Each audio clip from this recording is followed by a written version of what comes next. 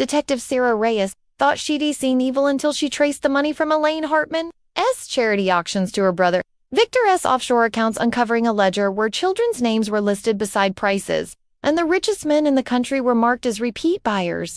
What started as a missing persons case would expose a nightmare no jury could ever truly punish, because by the time Reyes cracked the encryption on Victor's files, she realized the parties hadn't stopped. They'd just moved online, where the bidding never ends.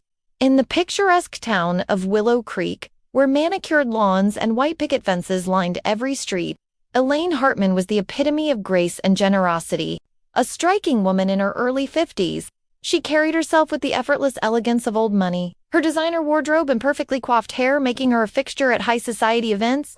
To the outside world, she was a philanthropist, a champion for underprivileged children, and the driving force behind countless charity galas that raised millions for local hospitals and youth programs. Parents adored her, donors trusted her, and the media painted her as a saint. But behind the glittering facade of her charity work lay something far more sinister. Elaine's estate, a sprawling mansion tucked away behind wrought iron gates, was the site of gatherings that had nothing to do with goodwill. Instead of fundraising for noble causes, she hosted exclusive, invitation-only parties for a secretive clientele wealth, powerful men and women who paid exorbitant sums for access to something unthinkable. The first whispers of something amiss came from a former housekeeper, who later told police that she had been instructed to stay away from the west wing of the mansion on certain nights. She recalled hearing faint music, laughter, and most disturbingly the occasional sound of a child's voice. When she questioned it, Elaine dismissed her concerns with a cold smile and a generous severance check. The housekeeper left, too afraid to push further. Then there were the deliveries, blacked-out vans arriving late at night, their contents never seen but their timing always coinciding with Elaine's special events. Neighbors assumed they were catering or decor for her fundraisers, but no charity galas were ever announced for those evenings. Instead, guests arrived under the cover of darkness, their identities hidden behind masks or obscured by tinted car windows. Elena's public persona was so carefully constructed that even those who found her behavior odd dismissed their suspicions. She donated just enough to keep the community on her side, always ensuring her name appeared in the papers alongside glowing praise. When a local journalist began digging into irregularities in her charity's financial records, the story was abruptly dropped after a mysterious anonymous donation to the newspaper. The truth might have stayed buried forever, if not for a single mistake. A child who shouldn't have been there, a 12-year-old foster kid named Daniel, brought to one of Elaine's parties as a guest of honor, managed to slip away in the chaos of the night. He was found hours later, wandering the streets in a daze, his clothes disheveled and his memory fragmented. When questioned, he could only mutter one chilling phrase, "they were picking numbers." It would be years before anyone understood what that meant. By then, Elaine's empire of secrets was already beginning to unravel. The disappearances had been happening for years, quietly slipping under the radar of overworked police departments and indifferent bureaucracies. Kids from group homes, foster families, and low-income neighborhoods would vanish without a trace. No frantic Amber Alerts, no tearful news conferences. These were children the system had already failed. And now they were simply ... gone. Detective Sarah Reyes was the first to notice the pattern. Assigned to review cold cases in the county, she kept stumbling over missing child reports that all shared eerie similarities. The kids were between 10 and 15 years old, mostly from unstable living situations where their absence wouldn't immediately raise alarms. A few had caseworkers who pushed for investigations, but with no witnesses, no ransom demands, and no bodies, the files inevitably gathered dust. Then came Mia, 14 years old and fresh out of a group home. Mia Lopez had been placed with a foster family in Willow Creek, a family with connections to Elaine Hartman's charity network. One night, Mia didn't come home. Her foster parents called it a runaway situation, but something about their demeanor set off Reyes' instincts. They were too calm, too quick to dismiss it. 3 weeks later, Mia reappeared. She was found stumbling down a rural highway at 3 a.m., barefoot and shivering, her wrists raw from restraints. At the hospital, she whispered fragments of a nightmare. A mansion with masked figures laughing, a woman with red lipstick who called herself the host. And then the worst part, the raffle. Mia described being led into a grand hall where elegantly dressed guests held numbered tickets. A velvet curtain was pulled back to reveal a row of children, all silent, all terrified. A man in a tuxedo spun a wheel, calling out digits as the crowd clapped and cheered. When Mia's number was drawn, a stranger claimed his prize by slipping a check into the hostess' hand. The story was so grotesque that detectives initially doubted Mia's account. Trauma could twist memories, they reasoned. But then forensics pulled traces of sedatives from her blood.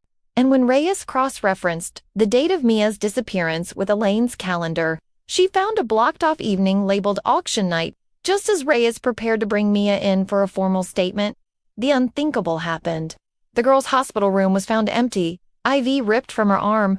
Security footage showed a figure in scrubs wheeling a covered gurney to a service elevator, but no license plates, no faces, no trace. Mia was gone again. And this time, Reyes knew she wouldn't be coming back. The raid on Elaine Hartman's estate was supposed to be the turning point, the moment justice finally caught up with Willow Creek's monster. Armed with Mia's testimony, detectives stormed the mansion at dawn, expecting resistance. Instead, they found Elaine sipping tea in the sunroom, as if she'd been waiting for them. Her calm demeanor unnerved even the most hardened officers. She offered no struggle as they cuffed her, only a faint smile when they mentioned Mia's name. The search warrant gave them access to every room, and what they uncovered in the basement made seasoned investigators physically ill. Behind a concealed door disguised as a wine cellar, they found a soundproofed chamber lined with small cots. Stuffed animals sat neatly arranged on each one, a grotesque parody of a child's bedroom. But the real horror lay in the adjoining room. A makeshift stage with velvet curtains, a spinning prize wheel, and a ledger. The leather-bound book was filled with meticulous entries in Elaine's looping cursive. Dates, names, and dollar amounts stretched back nearly a decade. Some pages included Polaroids of children with numbers pinned to their shirts, like livestock at an auction. Beside each photo, handwritten notes detailed preferences.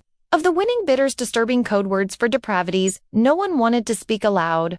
Most damning were the client lists. These weren't just wealthy perverts. They were pillars of the community. A state senator's personal check was paperclipped to one page. A local pediatrician appeared under the heading regulars. Worst of all, several entries bore the initials D. District Attorney Gregory Myers, the man who'd personally shut down 2 previous investigations into missing foster kids. Forensics would later match DNA from the cots to 6 missing children, but the ledger suggested there had been dozens more. The most chilling discovery, a recurring symbol next to certain dates, a small star. When analysts cross-referenced these dates, they matched exactly with the disappearances of children who never been seen at the party's kids who vanished from their beds without a trace. As the scope of the operation became clear, so did a terrifying pattern. The starred entries always coincided with out-of-state deposits to Elaine's offshore accounts. These weren't local buyers. They were international clients purchasing exclusive merchandise, a revelation that opened an even darker door. The investigation was supposed to end with Elaine's arrest. Instead, the ledger had become a roadmap to hell.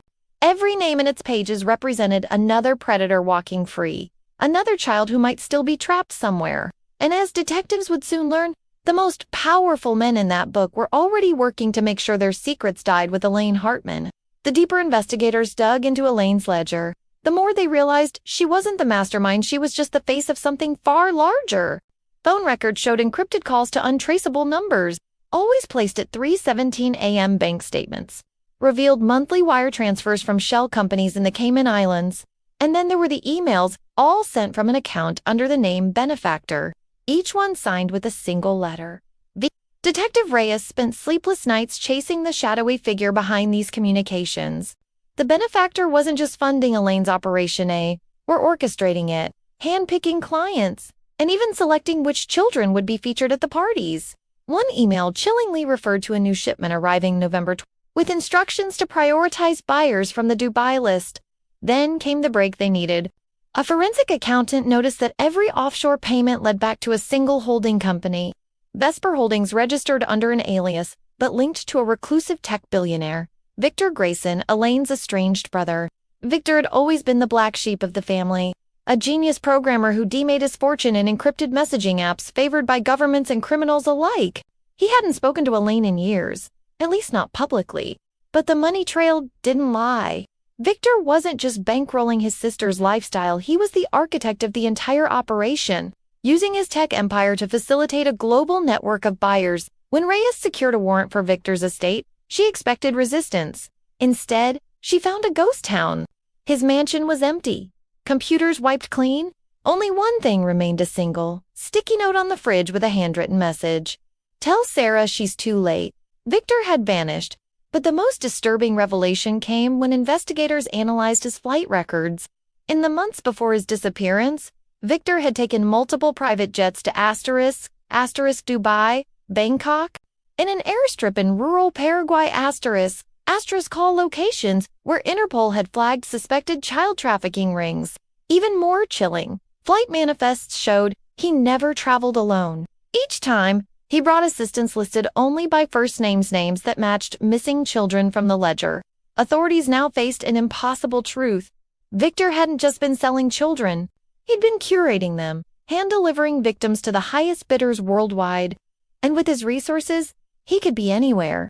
Elaine, meanwhile, sat silently in her cell, smiling when Victor's name was mentioned. She knew the game wasn't over, because the benefactor was still out there. The hunt for Victor Grayson became an international manhunt, but the deeper authorities dug, the more he seemed like a ghost. His private jet was found abandoned on a deserted airstrip in Paraguay, the cockpit empty, the passenger logs erased. Satellite footage showed shadowy figures transferring cargo to unmarked trucks before vanishing into the jungle. No bodies, no leads, just whispers.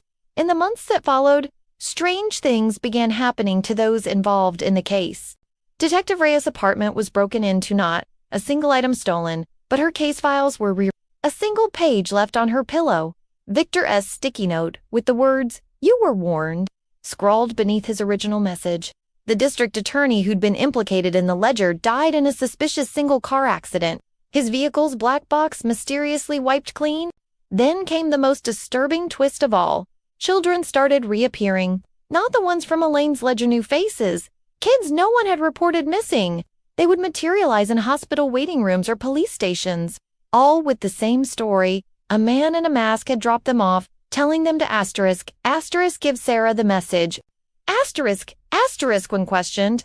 The children described a place they called the White Room, a sterile facility where they were taught languages, etiquette, even how to mimic the mannerisms of wealthy families. Forensic artists worked with these children to sketch the masked man. The result made Reyes' blood run cold. It wasn't Victor. The realization hit like a thunderbolt. Victor hadn't been working alone. He'd been grooming a successor. Elaine, now facing life in prison, finally broke her silence during a closed-door meeting with prosecutors. She offered a single piece of information in exchange for protection. The benefactor was never one person. As investigators pieced together the truth, a horrifying picture emerged. Victor's operation wasn't just a trafficking ring, it was a franchise, a self-sustaining network where the most trusted clients could invest in new locations, replicating Elaine's parties across the globe. The children who'd reappeared, they weren't rescues, they were auditions. The first wave of a new generation being molded into perfect victims for a clientele that would never be caught. The last message arrived on Reyes' birthday. An encrypted video file sent from an untraceable server. It showed a dimly lit room where a figure in Victor's signature black gloves spun a prize wheel, its slots filled not with numbers but with the names of cities. The game hadn't ended. It had just leveled up.